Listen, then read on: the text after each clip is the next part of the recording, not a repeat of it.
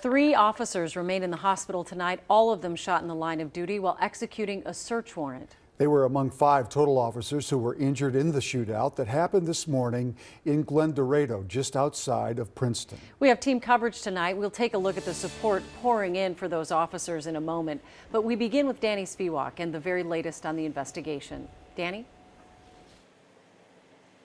Well, Julie and Randy, first I want to say that all 5 officers, according to police, are expected to be okay. We don't know their names because they were all working undercover. As you mentioned, 3 of them are still in the hospital tonight down in the Twin Cities at North Memorial in Robbinsdale. But the news today that 5 officers had been shot in rural Benton County just shook this area. Now the BCA is investigating what led up to the incident.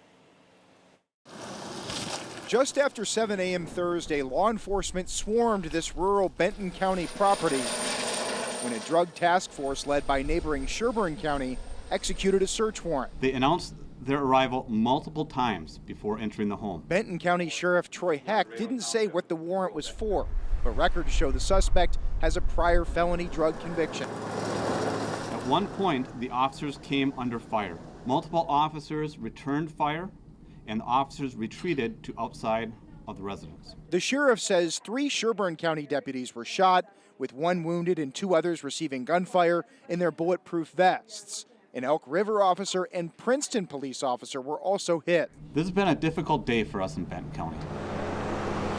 After the gunfire, ask them to come out. This audio from Broadcastify offers insight into how law enforcement negotiated with the suspect, who is at home with a woman. He's got 3 handguns, a 45, a 38, a bunch of ammo, 4 shotguns, 12 gauges and 20 gauges, and a .226 rifle. After a few hours of negotiation and use of non-lethal rounds, officers finally took the suspect into custody.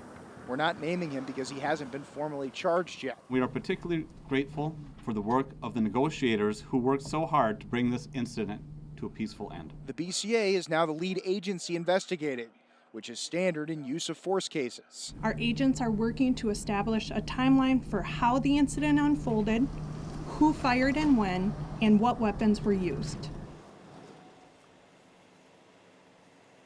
Now, normally that suspect would be held here in Benton County, but because he was injured, police say they took him to North Memorial Hospital. So he's in custody under police supervision at North Memorial in Robbinsdale. We do know that he is 64 years old, but again, not naming him because he has not been formally charged yet.